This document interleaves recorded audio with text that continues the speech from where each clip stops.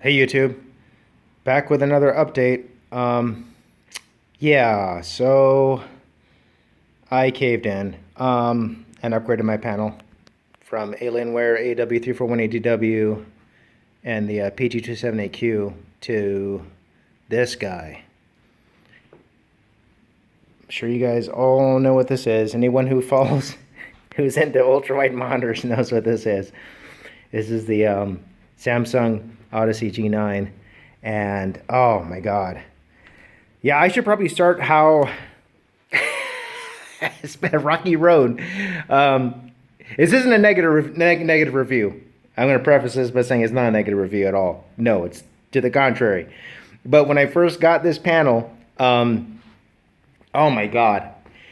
Setting it up wasn't so difficult. I was deathly afraid of dropping it because someone did manage to drop one of these during their they unpacked it and they went to set it up and it slipped out of their hands, and there's a YouTube video on it. I was deathly afraid of that. But my first day with it, I was actually underwhelmed because I was having multiple problems.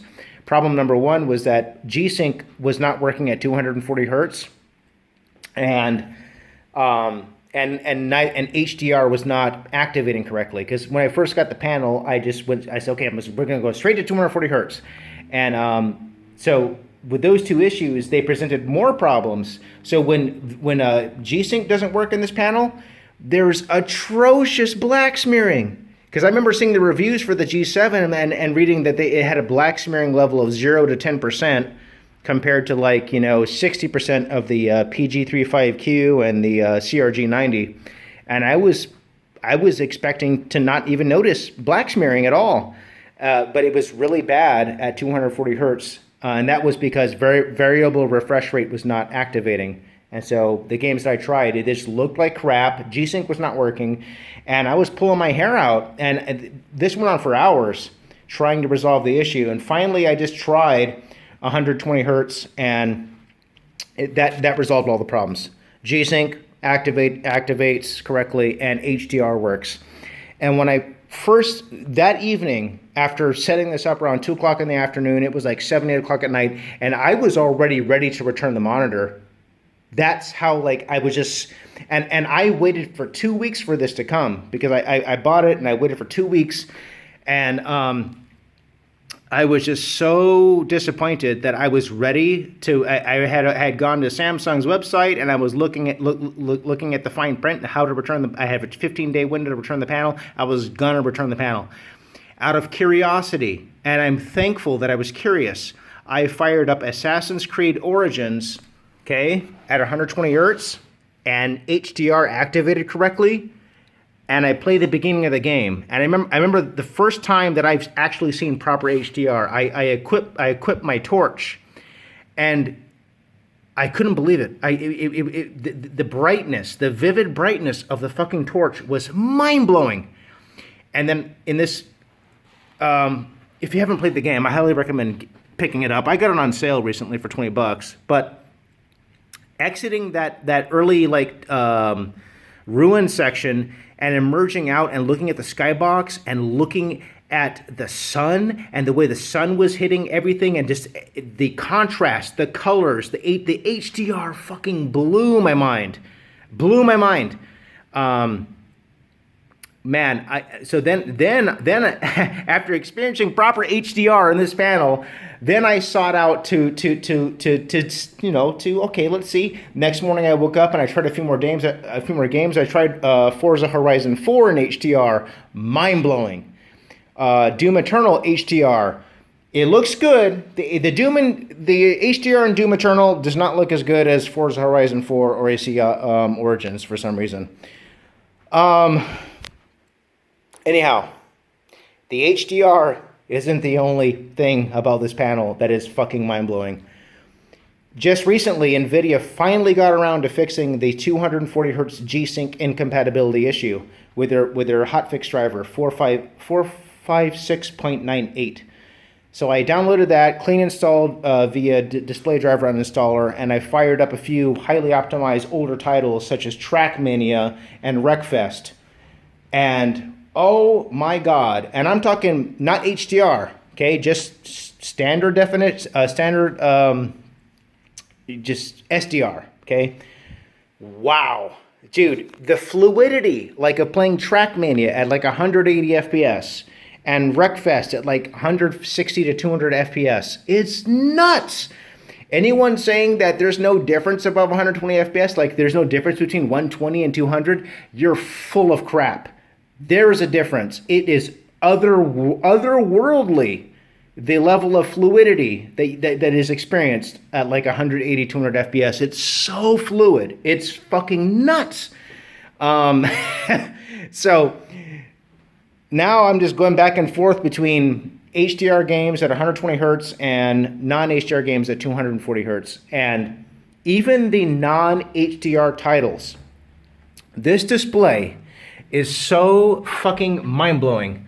Like, coming from IPS, coming from AW3418DW, it's got great color accuracy. This thing has better color than the AW3418DW. Better colors. And like if I was looking at this static background here, this is just a wallpaper on the Alienware, it's very bright in here right now to top it off. But these lights would not have this level of contrast. Like these lights almost look like you're looking at a real bridge and real lights. That's what this panel does. That's what this panel looks like. The VA technology is absolutely killer. It's mind-blowing. These are my peripherals. What is this? The G815 and G Pro Wireless. What else over here? The HTC Vive trackers. I got these for I picked up a Valve Index, but I since sold the Index itself. And I kept the Knuckles controllers and the trackers because I pre-ordered the HP Reverb G2. And this is like the stand for the Knuckles controllers with the magnetic charging cables. But back to the panel. Oh my God. This panel does it all. It has like, it's not just the colors and how vivid the colors are and the contrast. The contrast is the mind-blowing though. But when G-Sync works correctly, there is black smearing. Okay, there is black smearing, but it's nearly imperceptible. It's very light black smearing. Just as there's TFT Central did a review for the G7, which is the same panel technology, and they gave the black smearing level of the G7 as 0 to 10%. For comparison, the PG35Q, which is like the full array local dimming $2,500 panel from ASUS, has a black smearing level of 60%, and so does Samsung's predecessor, the CRG90, also has a 60% black smearing level. But I read these specs on the G7, and on paper it sounds like it's magic. It sounds like it's magic, and it boggles the mind. You're thinking there's got to be some problems. There's got to be some issues with it. No, this thing is honestly the best monitor I've had in my entire life, and I've had a few panels. I've had a few IPSs, I've had a few TNs, I've had a few laptop panels.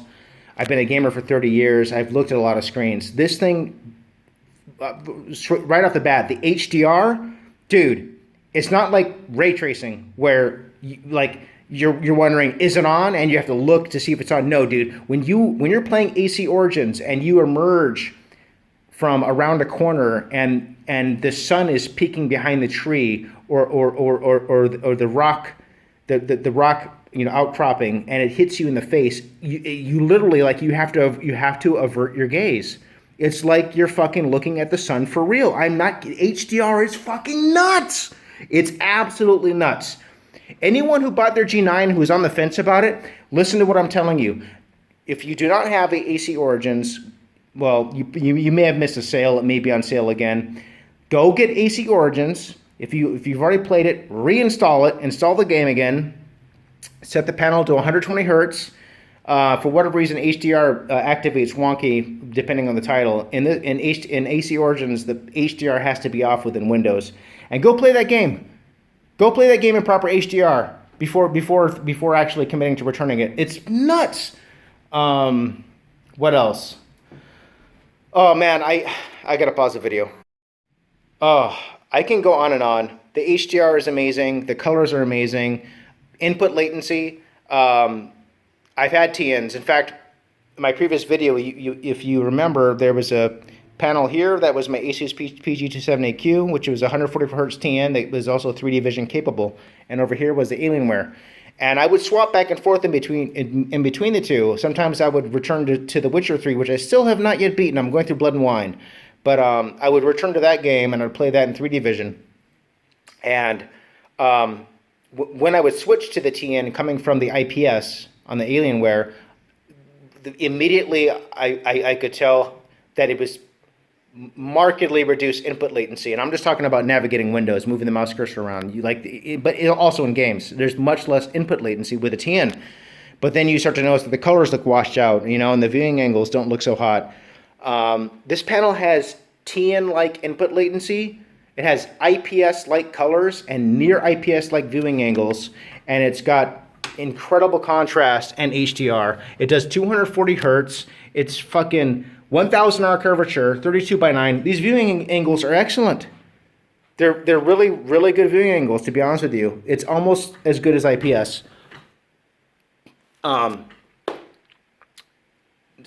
of the issues I've had that I was aware of before picking up the panel, popping noises. Yeah, the panel has it, but they're not like how people make out. I've seen people complaining loud popping noises. No, they're like very extremely subdued pops, like little let's see if I can if I can reproduce. Oh, there we go. I just heard it there. Let's be quiet. Let's see if we can listen.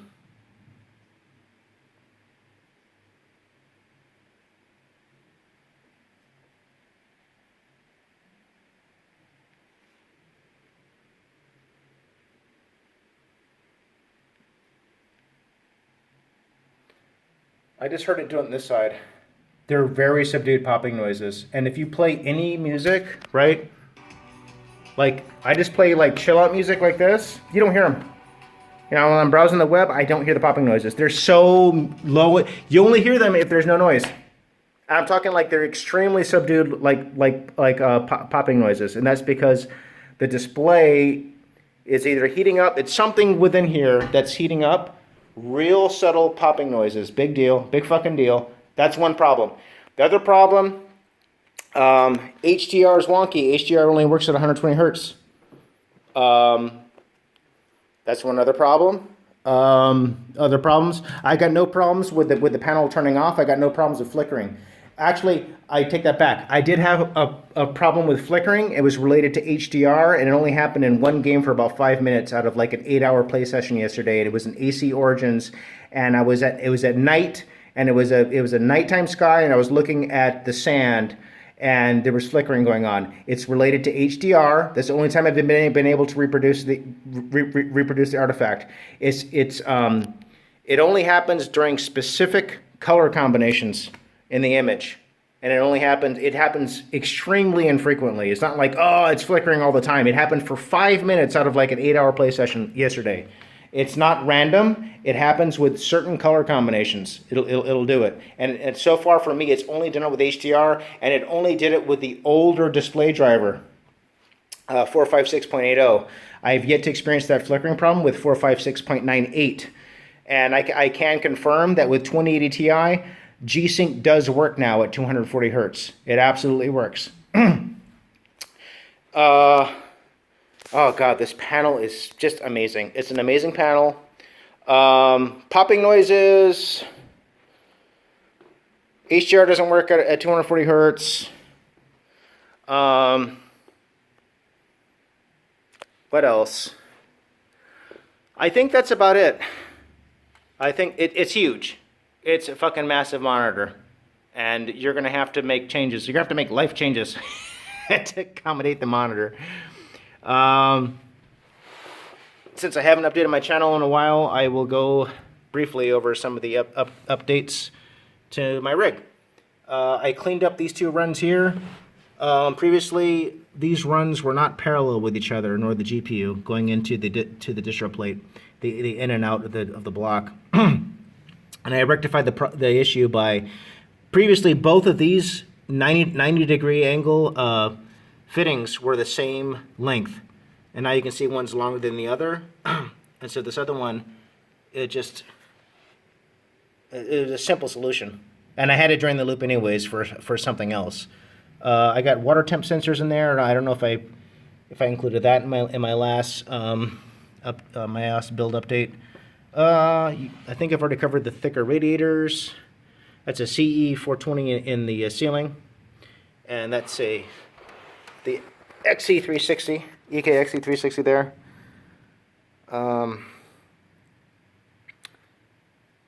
And one of the reasons why I went with acrylic for tubing is occasionally there's occasionally the sun hits the case, and with PETG, PETG can also suffer from discoloration from UV.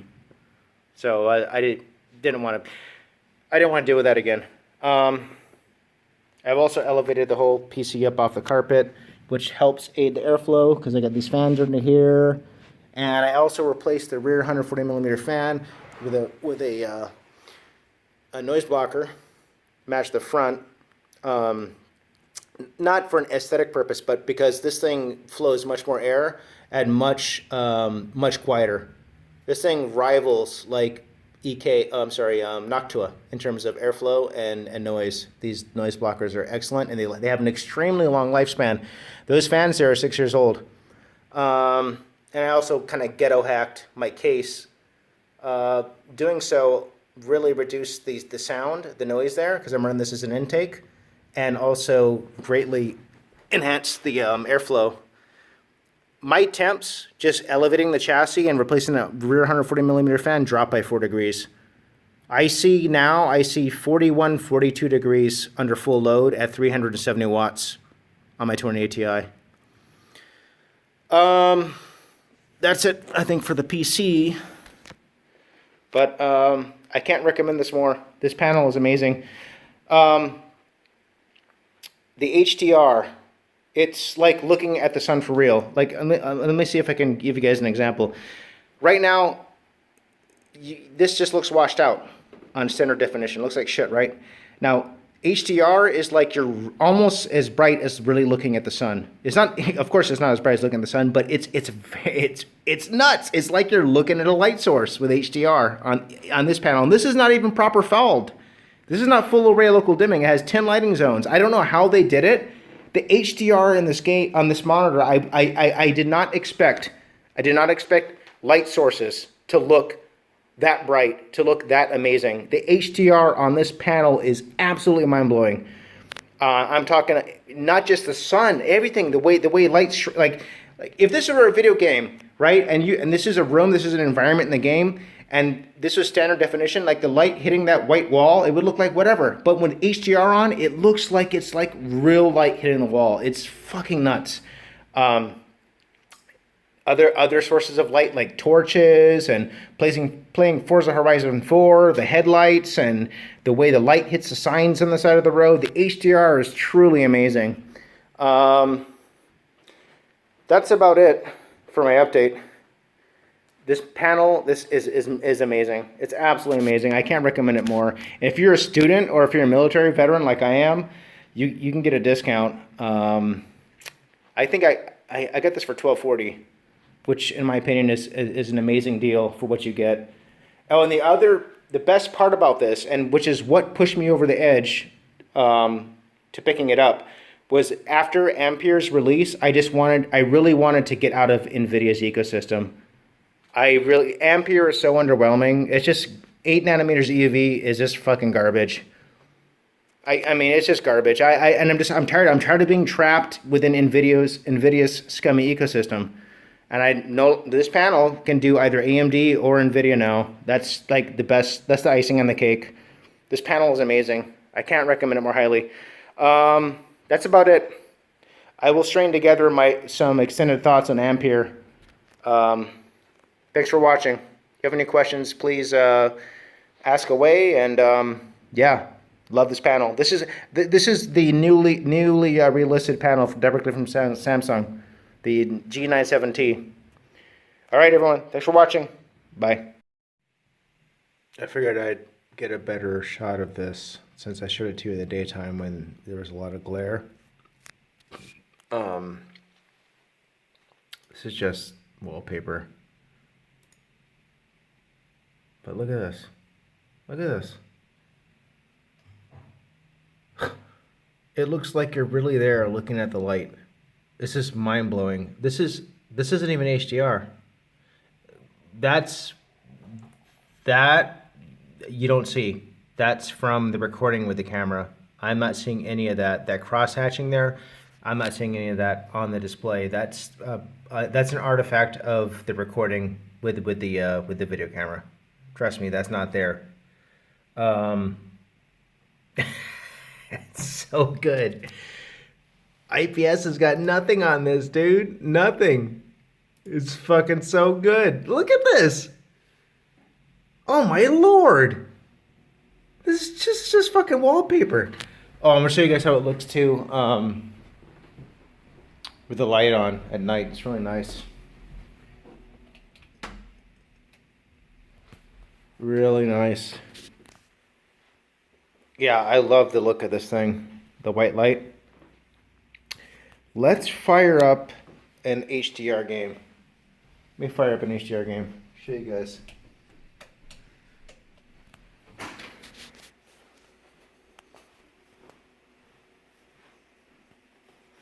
Okay, let's fire up an HDR game. Let's do AC Origins again.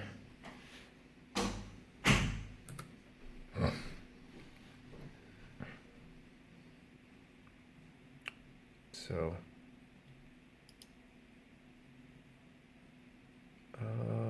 yeah.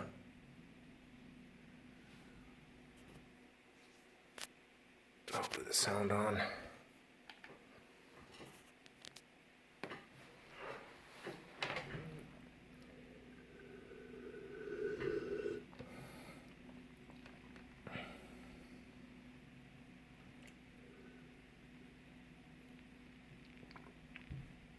So it'll start out, it'll say DisplayPort, right? And then when you get past these splash screens, it's still not HDR. When you get beyond the main menu, it'll trigger HDR. It's still not there. And now it'll trigger, see, it'll say HDR on. Now I didn't do anything. HDR is actually off in Windows. You can't really see anything here. Well, that's coming in really bright. Let me turn off the blue light filter. No, stop doing that. Hold on. That's a little bit closer to what it looks like. Yeah, it's closer to what it looks like. Blue light filter is kind of skewing the color a bit.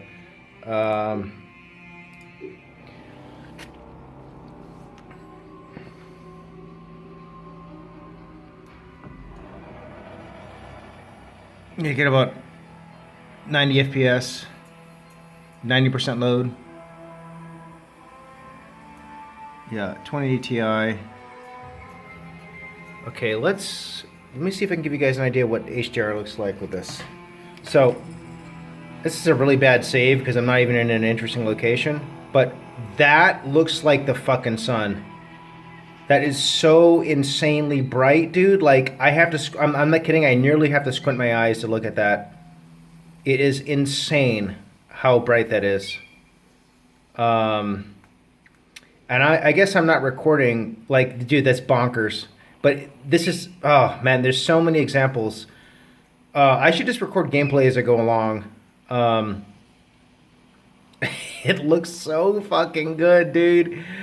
Oh, you guys have no idea. I was walking in a cave around here. Let me see if I can look around. There was a cave around here that I was walking in, and in fact, I wonder if I can go find it. Oh, maybe I'll pause the recording and I'll come back. I was walking in a cave, and light was making its way through this crack in the crevasse, and it's a dark cave, and there's like a light. There's a shaft of light that the character walks through. And his back became illuminated, and I'm not kidding, like, it looked like someone really walking in a dark cave, walking into a shaft of light. Like, it's like real light. It's like real light. But this is not doing it justice at all. And this is a bad area. I just happen to be up here, but down. You know what? I'm going to pause it and we're going to come back. I'll show you a more interesting place. This is what I was talking about. Now, you can't get this with standard. This is insane. Like, do you see the contrast here? I don't even know if this camera can pick this up, can reproduce this properly. You cannot get this with a non-HDR panel. This is nuts. And look out the cave, right? Let me see if I can pan the camera. It is fucking mind-blowing. The HDR in this game is fucking stunning. But I'm talking about is just in general. This game looks amazing, but it's not just HDR content. Like, I've played non-HDR content and it looks equally. I mean, it doesn't look as good as this because this is actually really like standard dynamic range. Like, it looks good, but it's not like that. Like, this video recording is not doing this justice because I can see the brightness difference in the viewfinder on the phone, and it's nowhere near. This is like I'll give you an estimation. What you guys see on screen there is about 1/10 of the level of luminance that I see. And I'm not exaggerating. What I actually see with my naked eye is about 10 times brighter than that. Because I can see what that looks like through the recording on the phone. And it's about 10 times brighter on the actual display. And I read a comment recently that someone said that this isn't a proper full array local dimming display, and there's only 10 lighting zones, and that they're columns. Dude, I see no problem with this technology. I don't see any kind of separation in the lighting zones. It just works like fucking magic. Like, I can't even tell that there's 10 distinct or 10 separate lighting zones. There's no seams. The light doesn't change or shift. It just works. And I'm just amazed because when I heard that this wasn't a proper full array, a proper fouled panel, I had some reservations as to how HDR would look. It is fucking phenomenal. I'm gonna pause it again and we'll come back. I have all settings maxed out, nearly maxed out, with exception of anti-aliasing, which is on low. I'm gonna go down to the village so we'll get a better picture of what the game looks like. One thing before I go, I wanted to point out that the HDR doesn't just impress me for like how bright like light sources are. It's that you can make out these subtle distinctions in the scene that I could never make out with IPS. Like, if you look into this dark cavern, it's not just like a uniform kind of level of darkness. Like, there's gradation there. There's variation there. It's truly breathtaking. The HDR.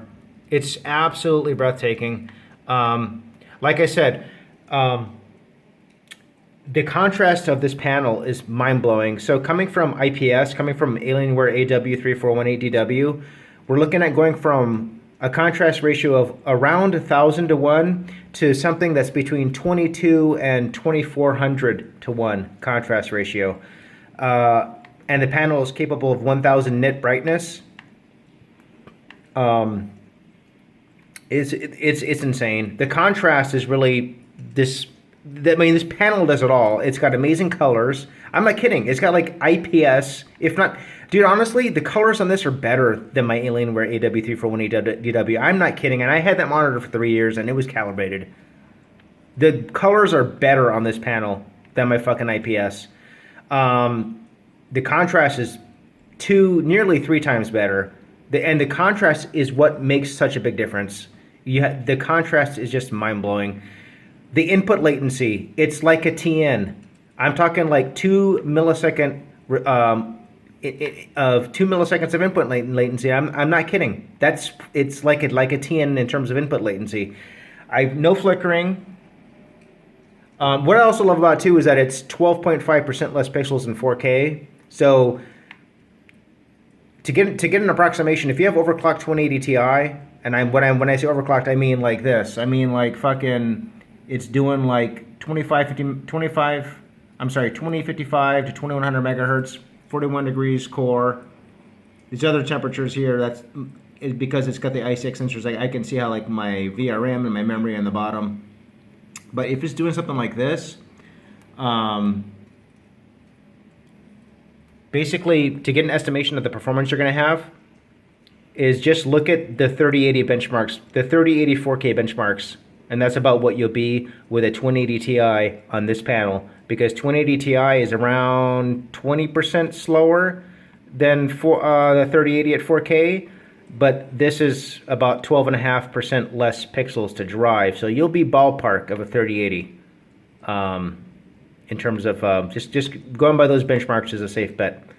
I'm going to pause it and we're going to go look at something more interesting. I can even make it 5 or 10 feet before wanting to record again. So I was going to run out of this cave and show you guys what run into the village and start recording again, and just emerging from this cave, this is mind-blowing. You guys probably can't see this, but it's like, dude, it's like really coming out of a cave. Like how bright things are, the skybox, the sky. Dude, this is stunning. The HDR is absolutely phenomenal on this panel. And I look, I got no problems. There's no flickering. Like I said, I experienced flickering. Well, look at that. Oh my God. Look at this. Look at this. In this camera, bear in mind, what you see in the what's being recorded is about one. I'll be fair, right here it's about maybe half as bright. Earlier with that light shaft, it was about 10 times brighter. If I look at the sun, what I'm looking at on the display is about 5 to 10 times brighter than what you're seeing with the HDR. And yeah, it's got 10 lighting zones. You can't make them out. You can't tell the difference. And it works like a FALD. What's the problem? And when I say it works like a FALD, I'm not kidding. Like, I can show you individual like torches that are lit up, and they're perfectly lit up. There's nothing around them that's illuminated. And look, no black smearing. Try and spot the black smearing on the columns. Those rock formations. No black smearing. I'm gonna go down to the village, resume recording down there. Okay, I found something more interesting already, and it's these trees. Oh my God, this game is stunning on this panel. Look at this, 32 by 9, HDR, 80 FPS, 80, 90 FPS. Nearly maxed out with anti-aliasing on low. Stunning. This is like, seriously, this is a great experience for anyone who is like new to HDR, wants to try to see what it's about. Oh my God, amazing. I apologize that I'm not recording at 60 FPS. It's a limitation of the recording device. And I think it's only coming up at 30 FPS. Yeah, it's just an older phone, Samsung Galaxy S7. All right. Thanks for watching. Oh, camel's making noises. I'll record some interesting stuff later if I find anything later on. But God, I love this panel, dude. I'm in love with this panel. The contrast. I mean, coming from years of IPS and TN, the contrast is just, it's otherworldly. And this panel can do it all. It can do HDR, right? And if I play an older, like easy to drive, like or easy to run game like Wreckfest or Trackmania or something even older, I can run those games at like 180, 200 FPS with G-Sync. And they just look amazing, dude. It's, wow, this panel just does it all.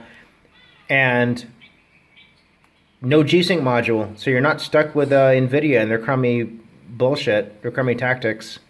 I can, if AMD produces a fast GPU for less money, and I could go that route if I want to now. I'm not trapped within NVIDIA's ecosystem. browsing the web, movies, everything looks amazing because everything the contrast of any kind of content that's played, be it SDR or even SDR. SDR looks good.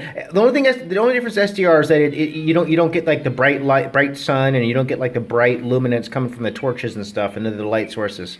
But SDR looks so good too on this panel. Anyhow, love this panel. I got no problems with it, aside from a few annoying like quirks, like it makes a real subtle popping noise once in a while that you can hardly hear, and it doesn't do HDR at 240 hertz. But I believe that's an NVIDIA display driver problem. I don't think it's a hardware problem, because I have one game that does HDR at 240 hertz with G-Sync, and that's Forza Horizon 4. So I know it's not a hardware issue, because if it was a hardware issue, it shouldn't even be able to do that. It's a driver, it's a display driver problem. Hopefully NVIDIA pulls their head out of their asses and fixes that, because they only just now fixed the problem with 240 hertz and G-Sync on this panel. But yeah, I absolutely love this panel. Thanks for watching. Enjoy. Definitely consider this if you're looking for a monitor upgrade. All right, good night, everyone. Hey, what's up, everyone? Before starting this video, I wanted to share an idea that I have, a Kickstarter idea, to basically increase profit stream so that I can make more, fantastic content like this. And it's an exciting idea, and I'm looking for backers. And I'm going to segue into my product idea, and then after that, I'm going to get into my thoughts on the Ampere launch. So please stay tuned. Here comes the exciting idea. It's in the kitchen. Everyone, I just wanted to share with you an exciting product, a prototype of a product that I have developed in my spare time during the pandemic. Well, the spare time, I'm an inventor and a scientist, and I've developed a cooking robot. Now, the amazing thing about this cooking robot is that it looks like an Instant Pot, because that's I'm still working with Instant Pot right now in terms of IP share, because although it's my idea, the trademark goes to Instant Pot, but there's a keyword. What this can do is it basically, it can completely cook for you, and it can reach into the cupboard and grab the ingredients you need. It has arms that come out, kind of like they're like tentacles. Like if you've seen if you read comic books, there's a villain called Doctor Doom, and he's got tentacles. Wait, wasn't Doctor Doom? No, Dr. Octopus. I'm sorry. Dr. Octopus, he's got tentacles. There's robotic arms come out, and they open the cupboards, and they grab the ingredients, and they also can manipulate the faucet and and retrieve water from there. Everything you need to cook. And so you don't have to do anything anymore. It's just like Siri, because we found that there's a market for this, because we're realizing that people are so exhausted with everything that's going on with the pandemic, that they're just so mentally exhausted that they no longer have the desire to cook meals. And we see this as an emerging market.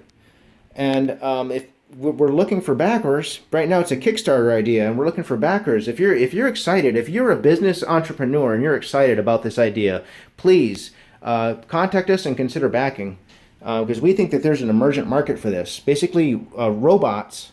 You have little robot. This is going to be the first of a series that we want to do. This is just going to be the one for the kitchen, but we also have one ready for the restroom and the bedrooms, and to include special laundry variants where you say, okay,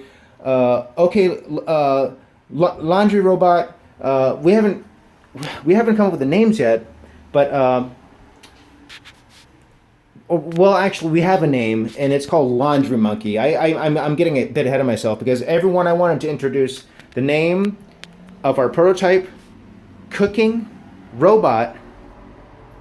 Say hello to Cooker Monkey.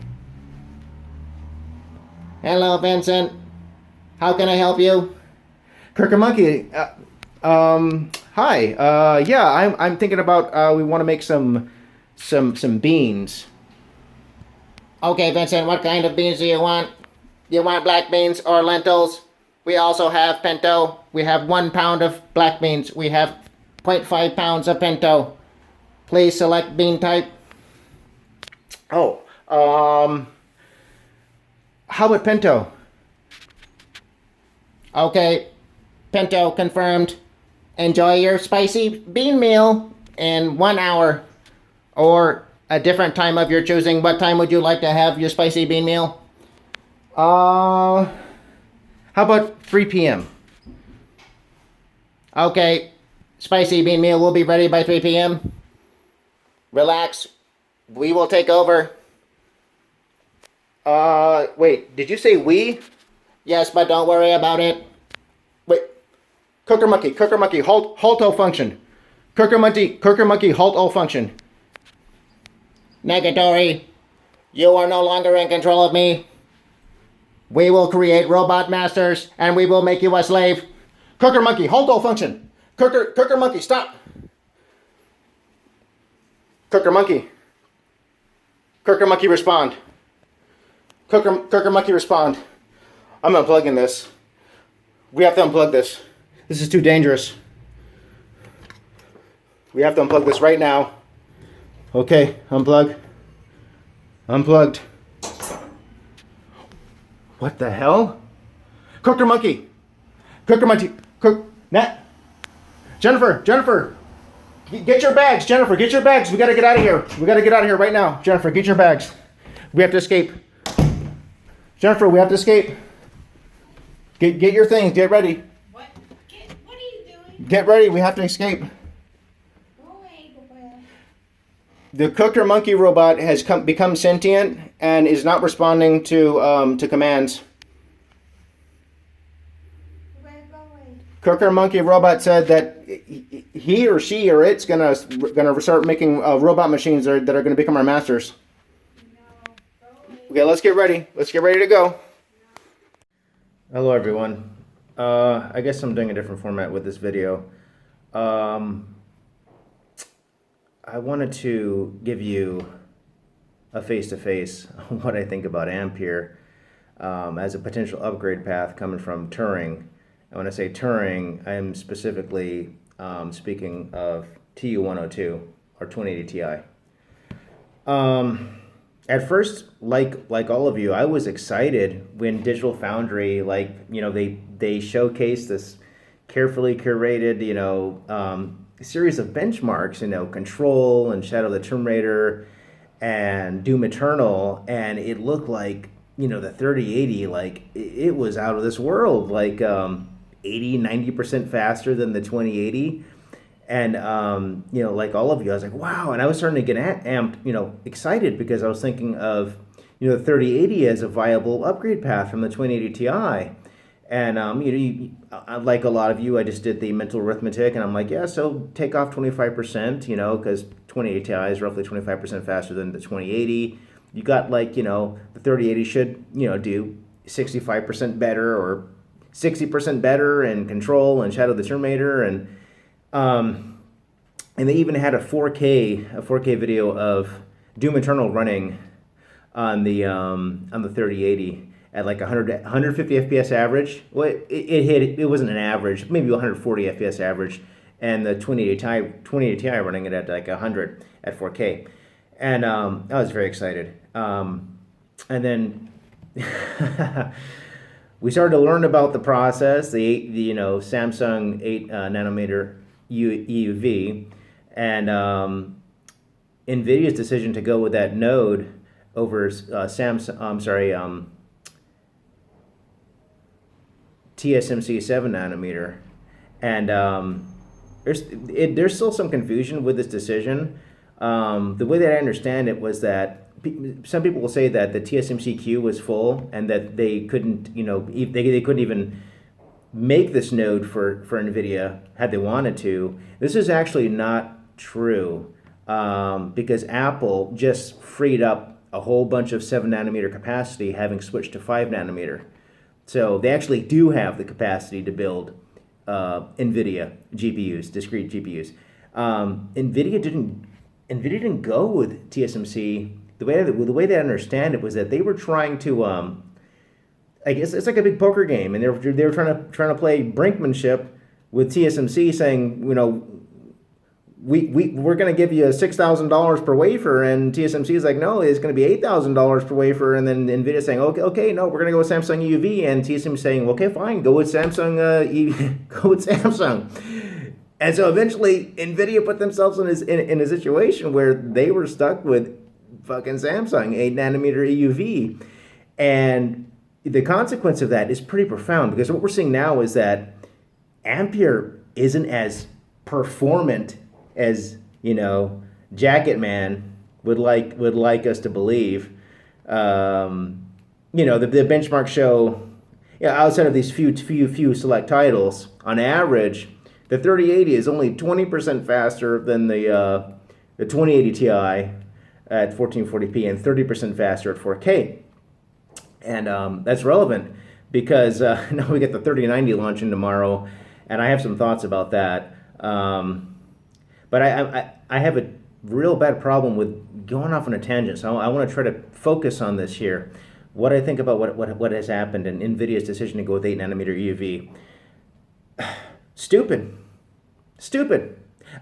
Jim from Adore TV is right. It's NVIDIA's dumbest decision, and I'm going to put a link for that in the show notes, and everything's going to be timestamped here. It was stupid because let me explain why this is stupid. And this isn't the first dumb decision they've made. Okay, here's the first dumb decision NVIDIA made. At the height of the crypto bubble in 2017, they were selling discrete GPUs hand over fist to crypto miners, but they were telling their investors that these sales were coming from people building gaming PCs. Okay, bear with me here. And so the investors are like, oh yeah, they went all in, and so they started buying stock in NVIDIA. They thought this is a growing segment, it was a bubble, and some investors knew it was a bubble, and they bought stock anyways. But what happened was in December of 2017, crypto crashed real hard. It went from like 20K per one BTC down to like I remember it was like 7,000 per BTC. That's the value of one Bitcoin. I remember because I got videos here too where when I first put my first soft tubing loop together, I was mining on NiceHash and I was showing the performance. And in that video, which I'll also link in the description below, you see I'm making like $12 a day on NiceHash. This is November 2017, right before the crash. And I remember too, because when I first started doing it, I was just mining with my single 1080 Ti to offset the cost of my heating bill, because I have a north facing bottom floor apartment and it gets cold. So it was nice because I was able to basically get money in return instead of running the heater. It was really cool actually. And I still do it to this day, but now I'm making like $2 a day with the 2080 Ti on Dagger Hashimoto, which is Ethereum. It's nothing. But the point is, crypto crashed, and then NVIDIA had this glut of GPUs, okay? And then these Taiwanese GPU manufacturers wanted to return a whole bunch of them. I forget exactly how many, but they wanted to return, like, no, take your shit back. And NVIDIA was in trouble because they had all this investor confidence, right? Because the crypto bubble, and they had to sustain that momentum in economic terms. And the only way they could do that without moving the same level of inventory as they were during the crypto bubble was to inflate the prices per unit of the GPUs. And the only way they could do that was if they introduced some exciting newfangled technology, and that technology was ray tracing. And I don't want to be a hypocrite because it is pretty cool. They did introduce it. They didn't invent it. Okay, they didn't invent ray tracing. It's a cool concept, and when you see it firsthand, I've seen it. I've played Metro Exodus. There's a difference. Total difference. Like I actually spent the time to go and go into the settings and deactivate and activate the ray tracing into all kinds of different environments to see. And oh yeah, you can see like there's one really like stark difference where I don't want to spoil anything, but it's towards the end of the game. When you're leaving the Volgov swamps, I think, and you're going into a cave, and the fake lighting, they try to emulate like the way the light is coming into the cave, and it's just like when you're at the entrance to the cave, there's just like light and then there's dark, and the fake lighting just can't do it, right? They try to do it really, they try to fake it, but when you turn the RT on, you can see that the actual global illumination's cascading into the cave. Like, it's legit, but it was so expensive and costly. Like, it just Turing wasn't ready for it because it's an expensive feature and it's an expensive process.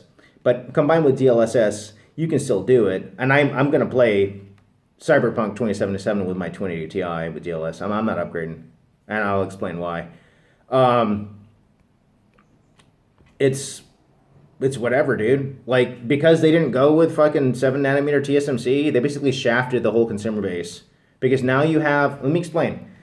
You have the 3080, and don't get me wrong, for $700, having something that's like 10-15% above 2080 Ti at 1440p, that's the other thing too.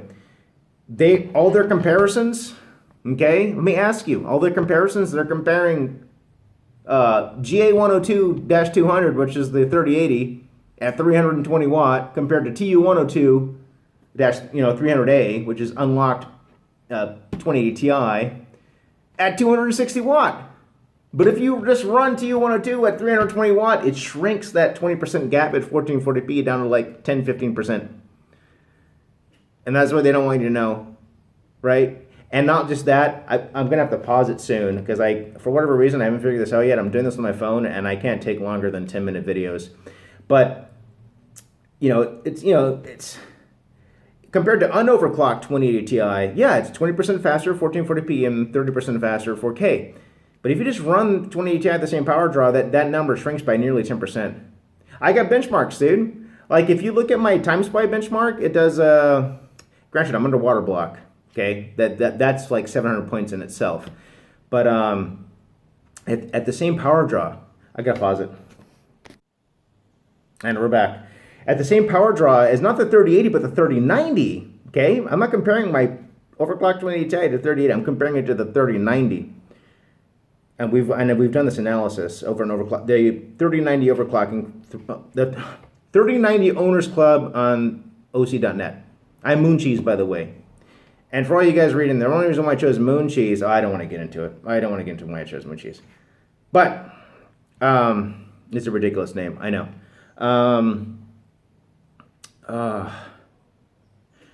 Comparing 2080 Ti at the same power draw as 3090, so 2080 Ti at 375 watt, okay? I got a 16,750 times by GPU run. That's at 2130 core, 7900 megahertz. Plus 7950 megahertz, plus 950 in the memory. Great low temps. If you look at my previous videos, you'll see what I'm talking about. I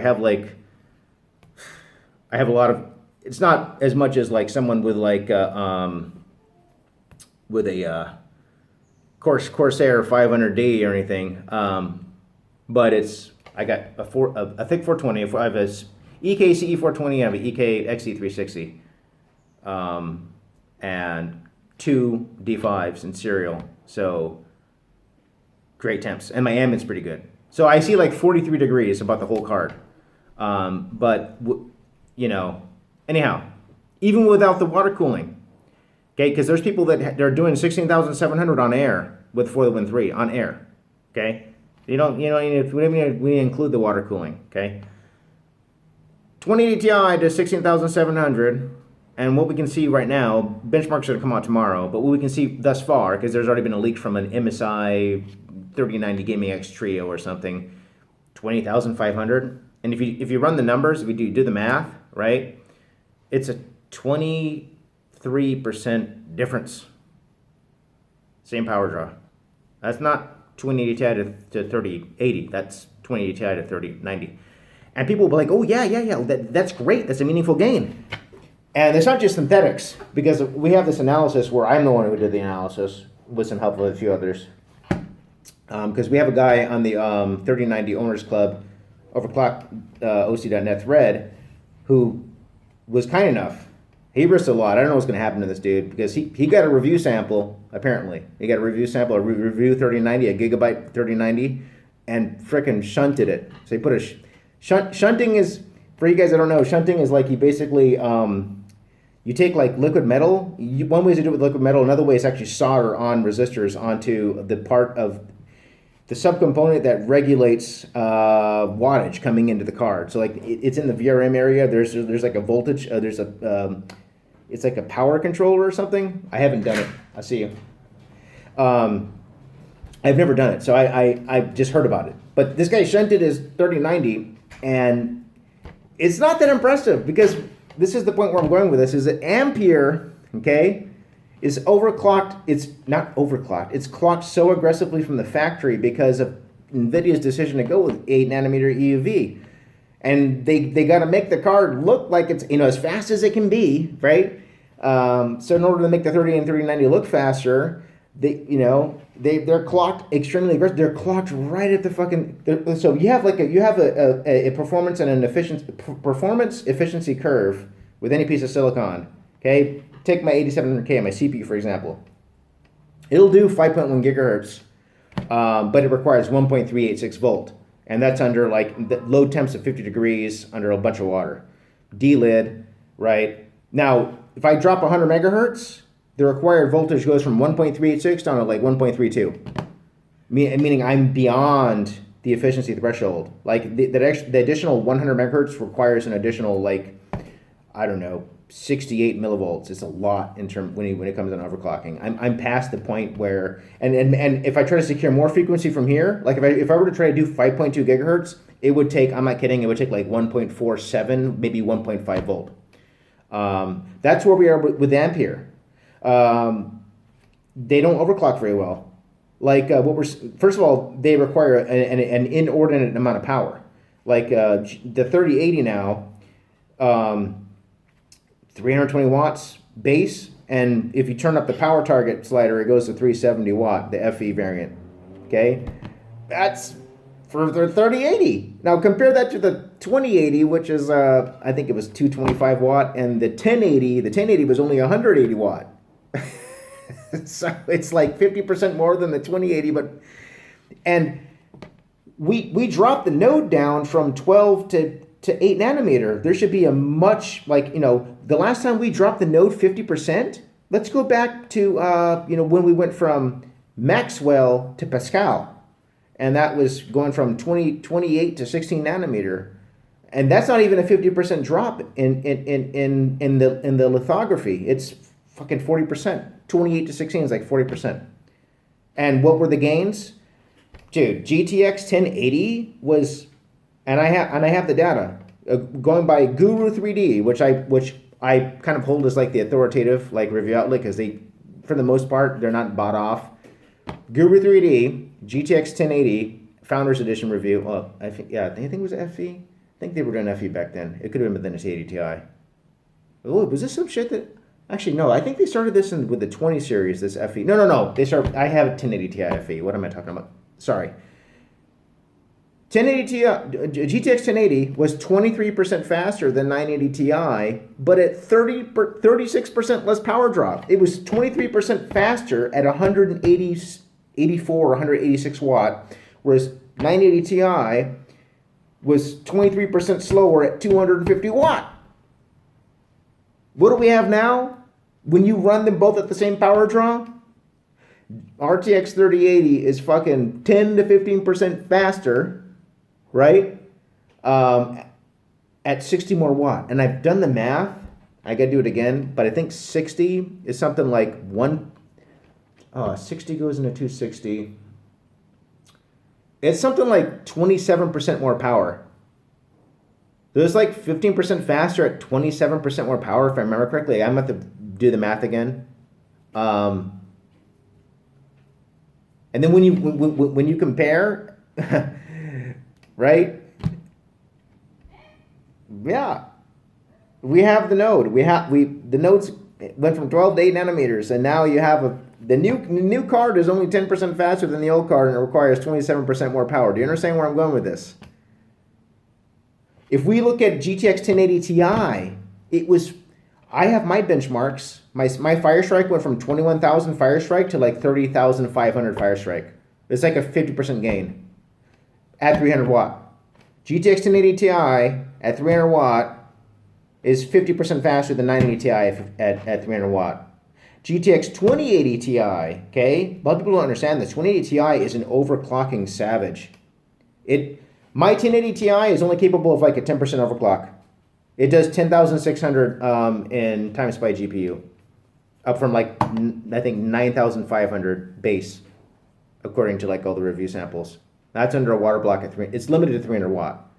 My 2080 Ti goes from 13,600 base up to like 16,750 in times by GPU. It's a 23% overclock. So I'm only getting away with a 10% overclock on my 1080 Ti, and I'm getting away with a 23% overclock on my 2080 Ti. Both cards undervolted. Well, actually no, that 16,750 run was at 1.055, 1.063 volt, which is basically just using the voltage slider. I'm not using more voltage. It's the point I'm trying to make is that 980 Ti to 1080 Ti, 50% gain. 1080 Ti to 2080 Ti, 50% gain. Go look at the recent Gamers Nexus 3080 review. Look at what 1080 Ti does in both Red Dead Redemption 2 and Rainbow Six Siege. Okay, it's like 70 FPS, and then you look, 2080 Ti does 105 FPS. It's 50%. 2080 Ti is actually 50% faster than 1080 Ti. What do we have now? Let's look. Let's compare RTX 2080 Ti at 375 watt to frickin' RTX 3090 at 390 watt. You have a 25% performance bump. Going by the benchmarks, going in Metro Exodus and Red Dead Redemption 2. This guy, V Manual GM, is with his shunted 3090 at 550 watt, which is like 10% faster than one at 390 watt. He only did like 81 FPS average at 3440 by 1440 in Red Dead Redemption 2 on Vulkan. 2080 Ti does 60 FPS average. Same settings. I gotta pause it. Yeah, 60 FPS average at same settings, 3440 by 1440. But remember, this is 2080 Ti at 375 watts does that, compared to shunted 3090 at 550 watts. If you compare it to 3090 watt, you just take off 10%, so it's like a 25% difference. That's what we're seeing. We got an analysis where we've compared the Metro benchmark with DLSS on and DLSS off. With DLSS off at 4K, the 3090 is 25% faster than the 2080 Ti at the same power draw, 375 watt versus 390 watt. If we compare Red Dead Redemption 2, same power draw, it's 25% faster. It needs to be said, with Metro Exodus, the DLSS performance, there is an improvement. So it's when you factor in DLSS, RTX 3090 at the same power draw is going to be 45% faster, at least 45% faster. So there's like another 20% with DLSS. And I'm talking about RTX 2080 Ti with DLSS on at 4K compared to RTX 3090 with DLSS on at 4K. It's not like one's got, no, because there's more tensor cores.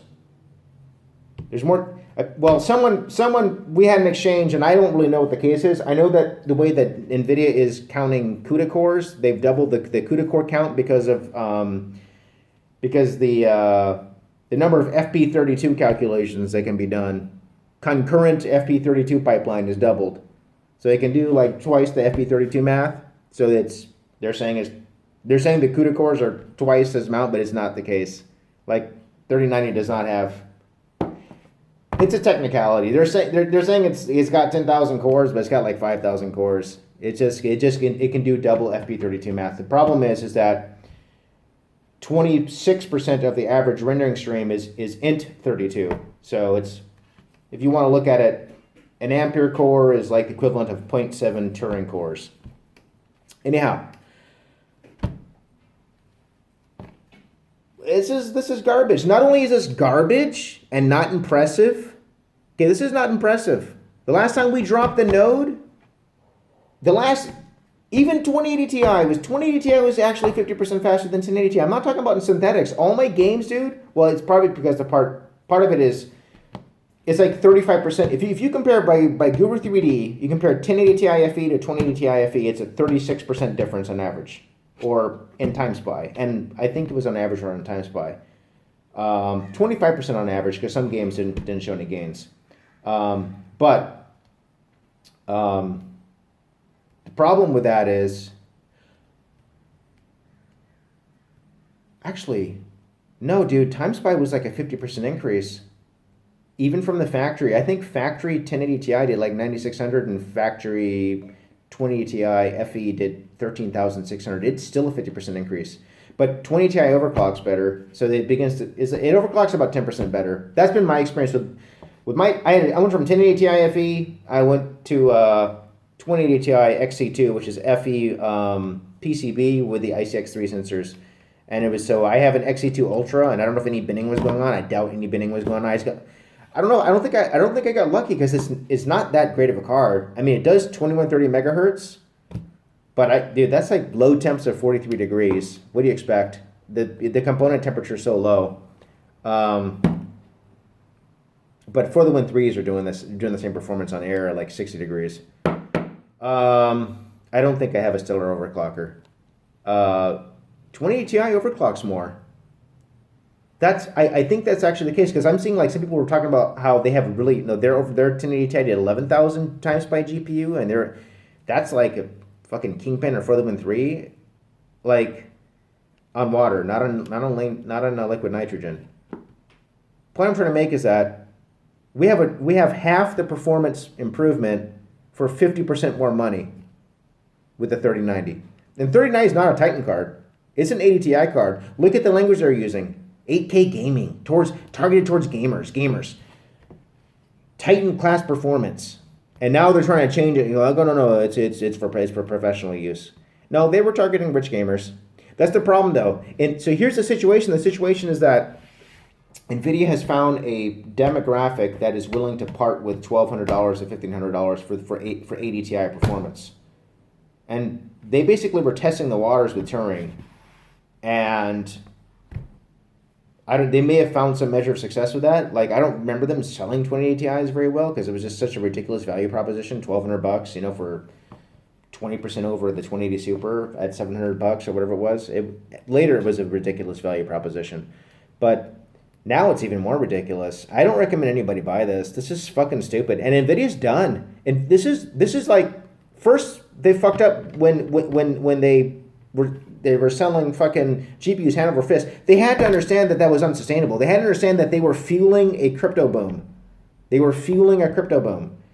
And all booms fucking crash. All bubbles crash. Crypto bubble crashed. And they had to have known that, but they didn't care. They don't care about long term. It's just short term profit. Whatever we can make right now.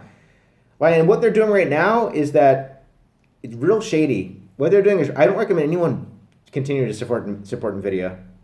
Please don't confuse this with AMD fanboy, kind of diatribe here.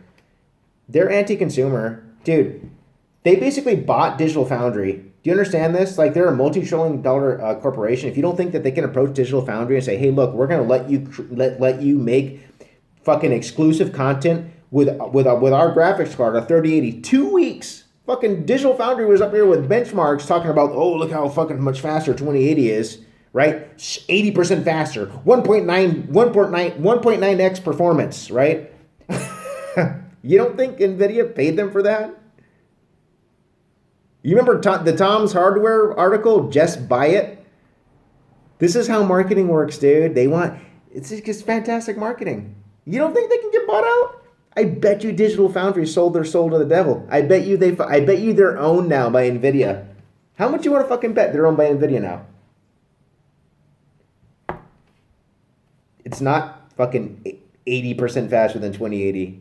Maybe in a few select titles, it's on average maybe 40% faster. So they lie to you, right? And then they say, focus on the pretty cooler. Ooh, extruded aluminum. Focus on the pretty cooler, right? You can't even buy that card. I think Moore's Law is dead is correct with his analysis of this. He said, and I'm starting to see this is actually looks like it's happening. They have limited manufacturing run of these FEs with these exotic extruded aluminum coolers that Igor's lab had estimated cost NVIDIA $155 a piece to make. That's for the 3080, and the 3090 is basically that, but 25% bigger. So it's got to be more than 155 for the 3090, probably $180 for the fucking 3090 cooler. So they, oh yeah, and what they do is that you can't get one, right? This is not by accident. This whole thing where you can't pre-order, they wanted this. It's called artificial scarcity, and fucking this is market economics 101. You drive up hysteria, drive up demand for something. How do you do that? Make people want something that they can't have.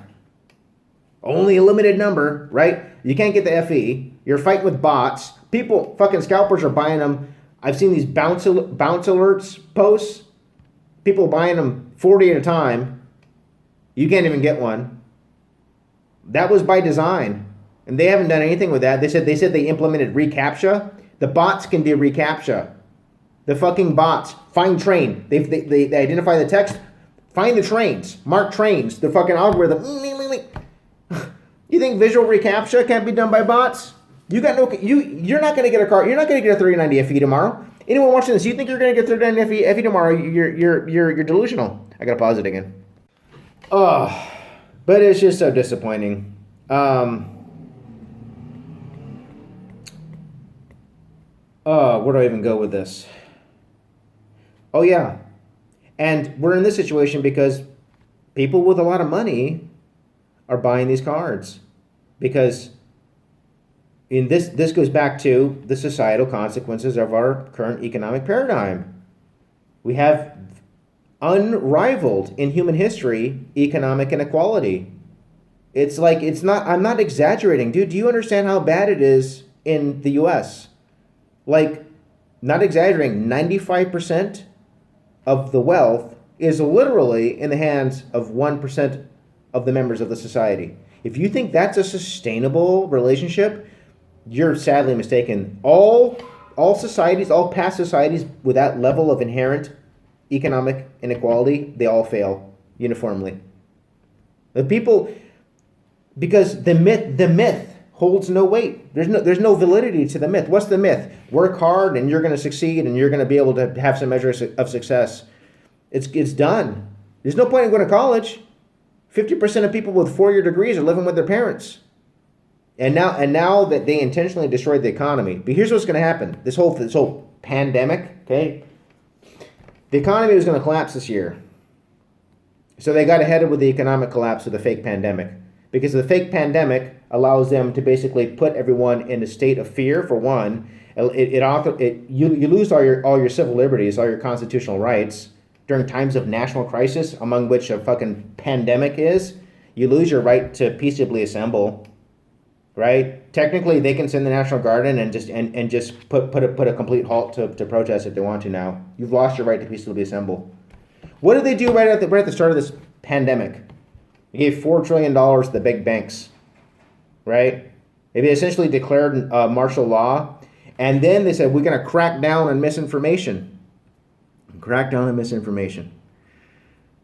You guys need to go watch the work of James Corbett. Go learn about Event 201, where they had this training exercise between John Hopkins, okay, the CDC, and the Bill and Melinda Gates Foundation over in New York on the 18th of October. And the exercise was, what are we going to do in the face of a novel coronavirus outbreak? And they had fake like news media and everything. It's like, what?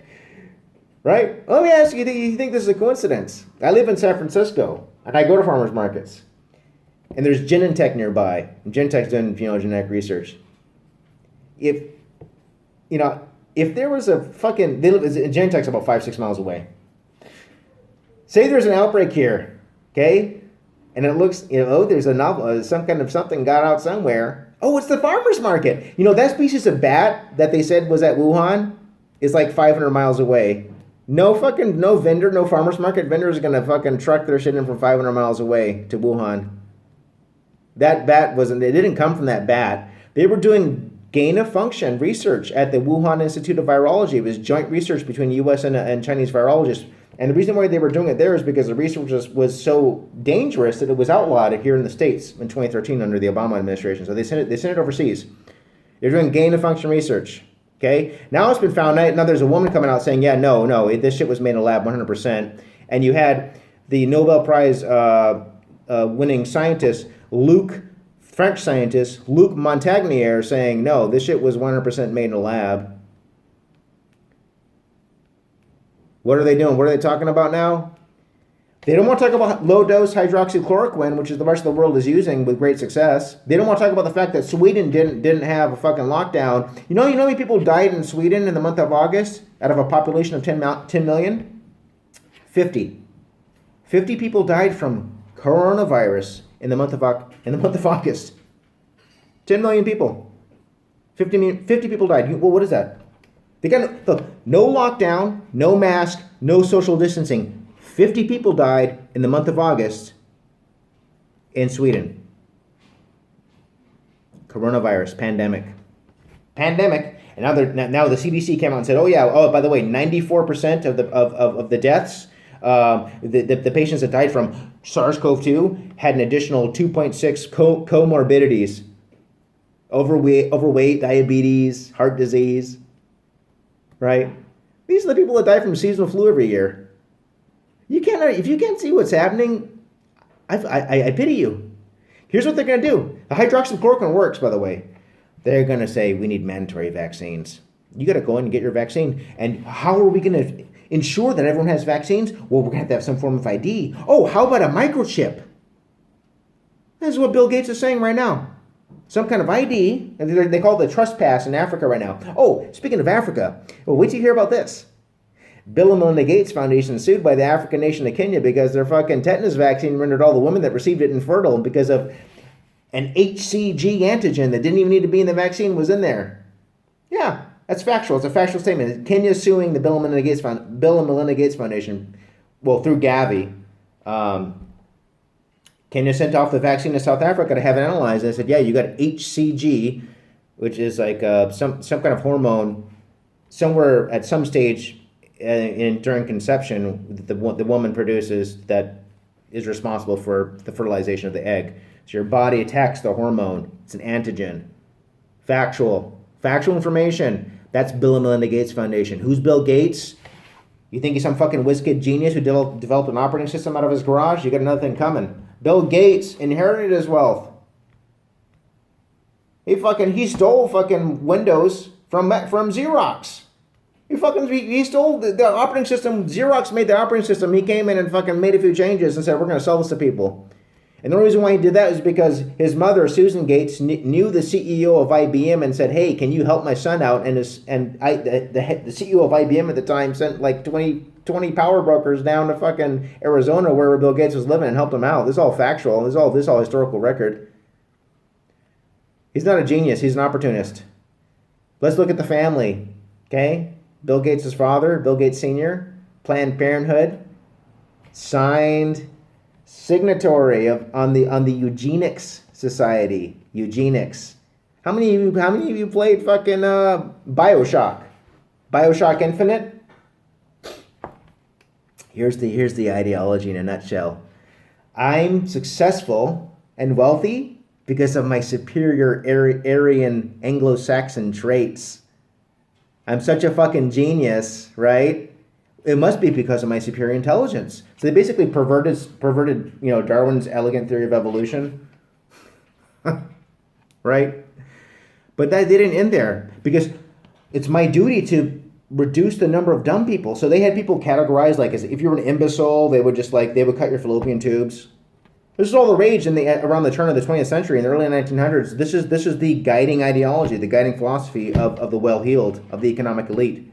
Hitler took that ideology to its logical conclusion, which was we need to fucking gas Jews. Okay, that was what Hitler did, and then it fell out of favor. It acquired a stigma because of Hitler. The ideology never went away. Guess what they want to do? You see climate change, you see Australia, bushfires, you see what's happening in California, potential Category 6 hurricanes. The hurricane season's starting 2 weeks early because the fucking ocean temperature is 7 degrees warmer than average. The melting of the Arctic sea ice. Climate change is real, dude. They bamboozled your ass. ExxonMobil with all their contrarian science. But then what they want to do now? We want to reduce the population. We got to reduce the population. Go look at the Georgia Guidestones. Keep the population under fucking 500 million. Leave room for nature. Leave room for nature. Guess how they're going to accomplish that? Oh, how about a mandatory vaccine? Yeah, mandatory vaccine. And you stupid motherfuckers are going to get it. No, I see no protests. There's protests in Britain. Do you know, I got to pause it. Well, I got another minute. The protests in Britain, oh, dude, they had like 1 million people show up to the protests in Germany about 2 weeks ago, protesting this shit, this fucking lockdown bullshit. Here in America, we're idiots. The rest of the world is much more well-informed than us. We're fucking morons here. Same thing in Britain. Look at Australia. They arrested the woman because she wanted to protest. They said, we're going to arrest you for incitement, the pregnant woman. That's full-blown fucking totalitarianism. It's Orwellian down in Australia right now. Guess where that's coming? It's going to come here. You know what they want to do? You know what they want to do to create that kind of environment where they can come and arrest you for they arrested the woman for incitement. You know what they want to do? They're going to create a civil war. That's right. They're going to create a civil war. I got to pause it. Yeah. They would love it if we had a civil war. Yeah, that's why they're letting these fucking Second Amendment types. I'm a veteran, by the way. Army, 9 years. Okay? Kyle Rittenhouse, this kid from the fucking across the border, came with an AR-15 and started shooting people. They love that. They love that. And they hope that BLM, so they're hoping that BLM organically responds with force. If BLM doesn't organically respond with force, they're going to have agent provocateurs. Because you know what they want? They want the left to fight the right. It's called, corporate left, corporate right. Oh, so, no, over here. And they distract you, right? They keep us divided with bullshit. Meanwhile, we got the worst economic inequality in human history. They keep us distracted with bullshit. They want a civil war because then they're going to deploy the National Guard, and then we're going to be in a fucking police state environment, and then they're going to tell everybody, okay, now we need mandatory vaccines. And people are going to be that much more compliant because everyone's going to be scared shitless. And then there's going to be people that really believe this is a real pandemic.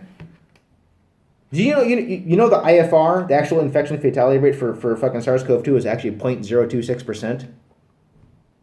It's seasonal flu, bro. But they're going to scare everybody, right? And then they're going to have the civil war. They're hoping we have a civil war. And they're going to have this, then if we're in a civil war environment, you're not protesting. You got martial law, you got the National Guard at the end of your block. You think you're going to fucking protest, the fake pandemic and the lockdown? No.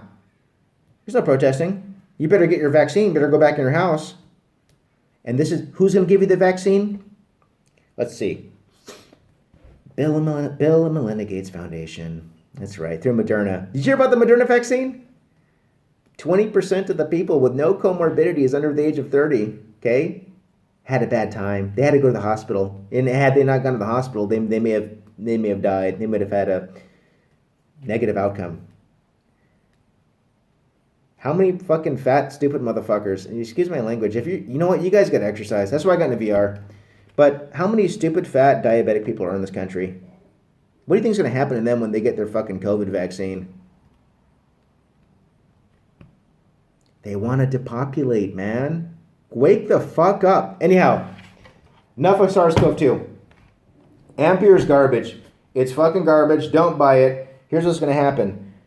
RDNA2 is coming out in November. And the 6900 XT, which is, well, the way I understand it, it's Navi 21.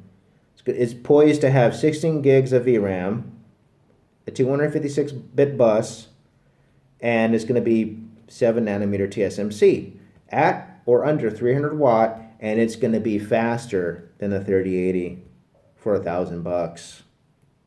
And guess what? Those next-gen consoles, guess what architecture they're running on? RDNA 2. It's axiomatic that the console ports of those console games, those engines are going to be heavily optimized around that architecture. So NVIDIA is going to have to come in after the fact, On top of it, and develop at the API level, DX12 on top of fucking the engine that's optimized around the underlying architecture. So it's not going to be as efficient. And those consoles have native ray tracing. They got native path tracing. They got native fucking DLSS, deep learning super sampling. They have native AI super sampling. They got RTXIO, which is like this GPU pipeline cache bypass the CPU data retrieval, where it's like change games in 4 seconds. You've seen the videos. It's actually fucking rad. That looks awesome. That was AMD's idea first, and then NVIDIA said, "Oh well, let's add that to our Ampere GPUs," and they called it RTXIO. The point I'm trying to make is that AMD doesn't need to make a card that's faster in synthetics and rasterization than the 3080. All they need to do is make it's going to be, I hear it's going to be as fast or faster than the 3080, but you know what? We got to wait and see. We got another month.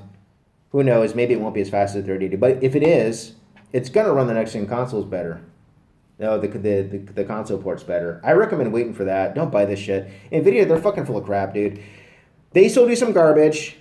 Had they gone with 7 nanometer TSMC, you know how much more it would have costed them? So the way Jim and Adore TV did this analysis, and the way they understand it was a single wafer of 7 nanometer TSMC was $8,000, and a single wafer of 8 nanometer EUV Samsung was $3,000. But when you look at the yields, like they only need a 425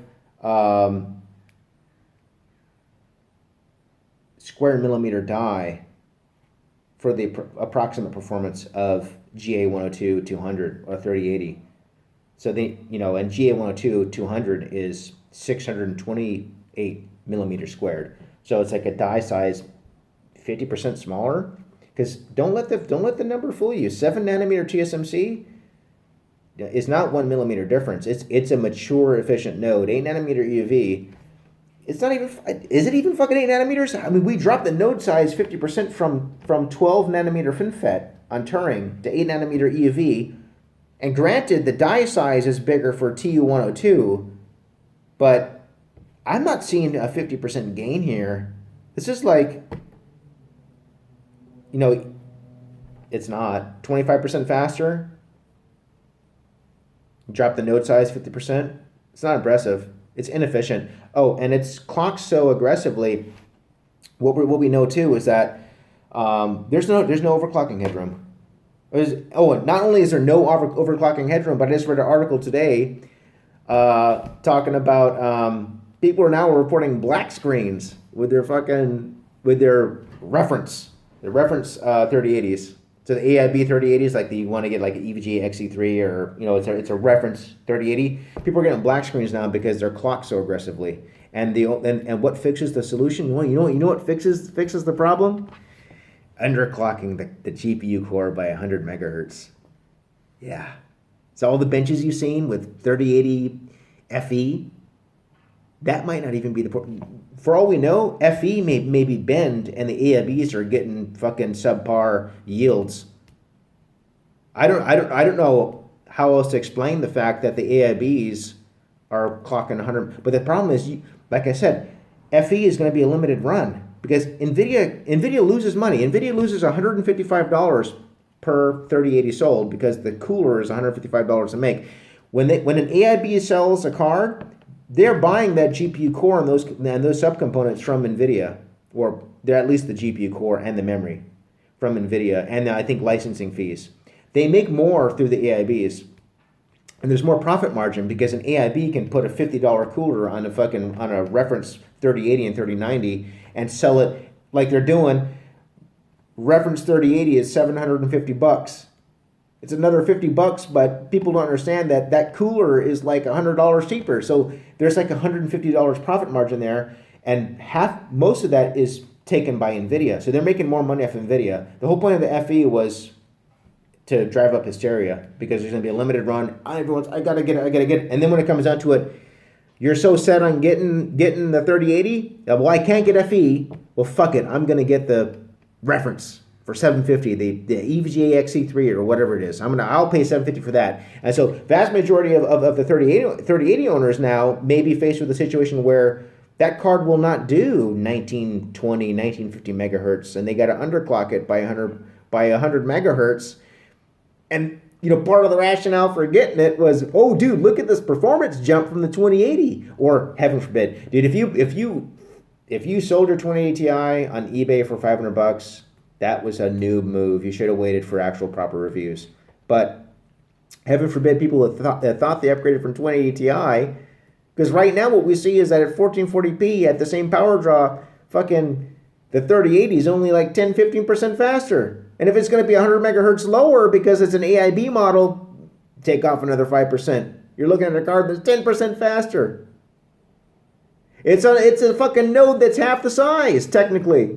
8 nanometer versus 12, and the die size is huge. How do they fuck this up? So disappointing. I'm not upgrading. I'm gonna wait. I'll probably stick it out with NVIDIA because we're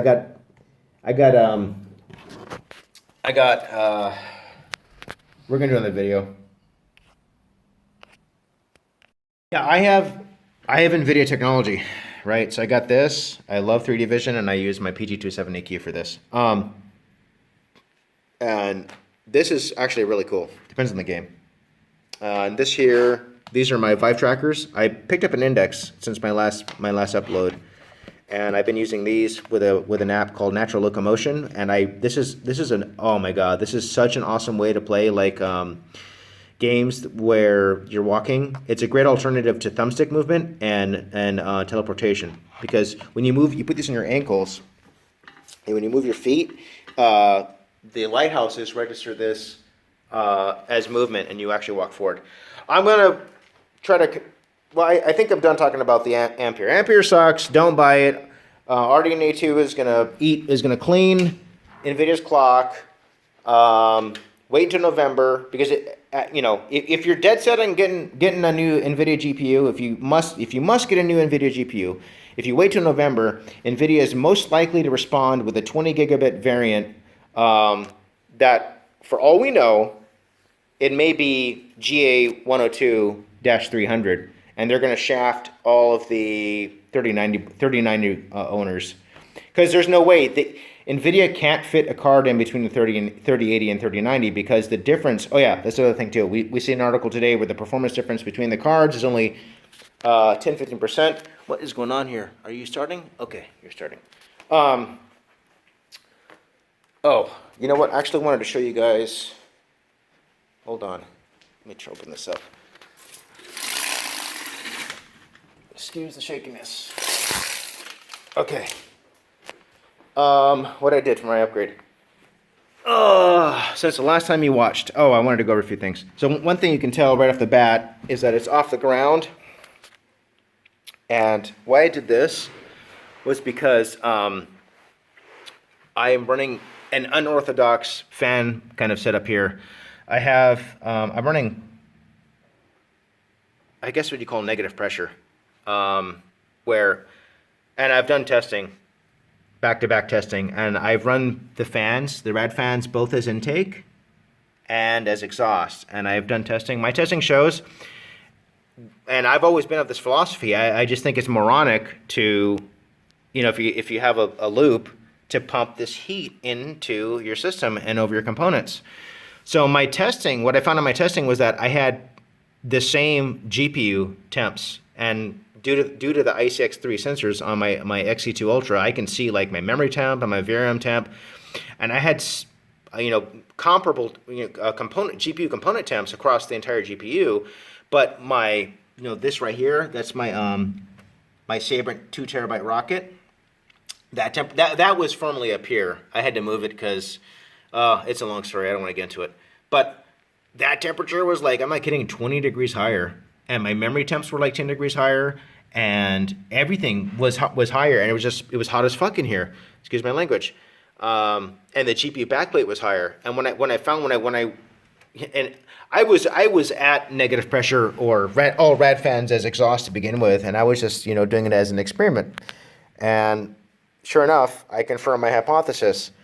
you want to get the heat. You want to get the heat out of the case. You don't want the heat into the case, man. And so, due to this unorthodox fan configuration, I found that I have fans down here as intake under the bottom of the chassis.